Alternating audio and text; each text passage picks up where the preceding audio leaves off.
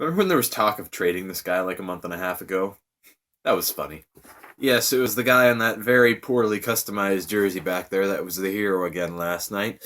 As the Habs got the 4-3 win in overtime in Dallas last night, but let's start from the beginning. So starting on early in the first, Nathan Beaulieu puts the Habs up by one off of a pass from Philip Deneau.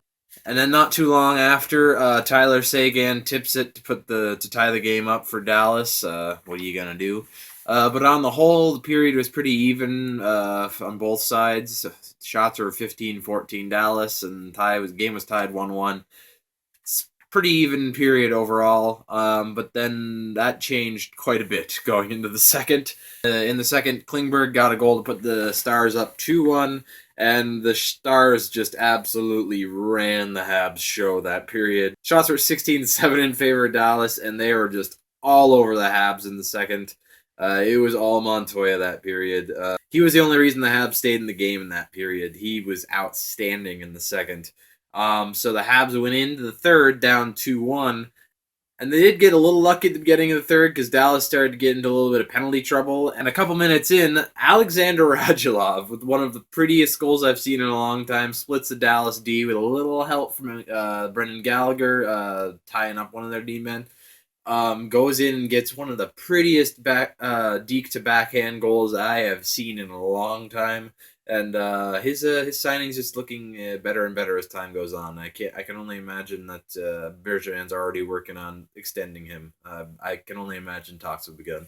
But anyway, so Radulov ties the game up, and with an assist from Beaulieu on the Radulov goal. And then again on the power play, Max Pacioretty, again an assist from Beaulieu, gets a beauty of a snapper top shelf and puts the Habs up 3-2. And then the Habs kind of just retreated into a little bit of a shell for the rest of the period, kind of just hoping they'd be able to squeak out a win. But sure enough, towards the end of the game, the Stars were just all over the Habs again. And you could feel it coming before their 3-3 tying goal. Then sure enough, Lindell got the goal to tie it up 3-3. And we are going to overtime, which just seems like a requirement at this point for Canadiens games. Fifth game in a row, the Habs have gone to overtime. They were 2-2 in the 4 games before this, so going into overtime, I wasn't really sure how to feel about this. Max Pacioretty gets a beautiful lead pass by Jeff Petrie to go in on a breakaway, and he makes no mistake. He puts a 5-hole and gets his 8th career Canadiens OT winner, and that puts him first all-time in Canadiens history, so grabbing a Canadiens record for himself right there. And it was a beautiful goal coming right after the night before he got the OT winner in Nashville, so he's hot right now. He is hot.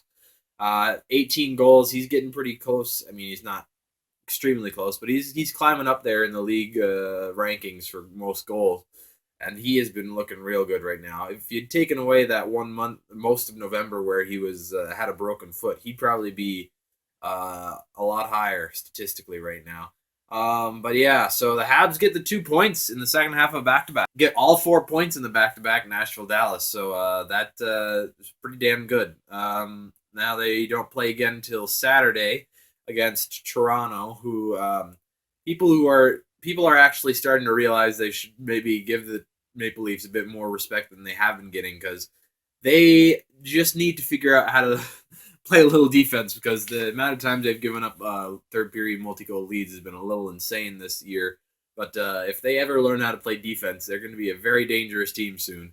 But we got them on Saturday, but it's going to be interesting to see, because as if we didn't have enough injuries already, last night we get injuries to Paul Byron and Brendan Gallagher, who are both Brendan Gallagher looks like he's going to be out for a long time. Paul Byron I haven't heard much on yet, so I don't know what the timetable for that is really. But it's looking like Daniel Carr and Mike McCarron are going to get a lot more time than they were previously expecting with those 2 injuries. And who knows who they're going to call up. Andrew Ghetto is probably a clear choice to have called up from Hamilton, but who knows? There's talk the Habs might have grabbed Nieto off waivers, but now he's gone. So I don't really know what they're going to do with the roster situation with all the injuries they've been getting, but it'll be interesting to see. It's even more of a test now if they can keep getting wins with having to call up players like this, especially if they can get a win against Toronto on Saturday. I'd be very impressed, because The Toronto team, while they aren't in a playoff spot right now, they're very close, and they have a lot of speed and a lot of offensive skill, and it'll be interesting to see if we can shut them down and get a win on Saturday night. But anyway, see you guys next time.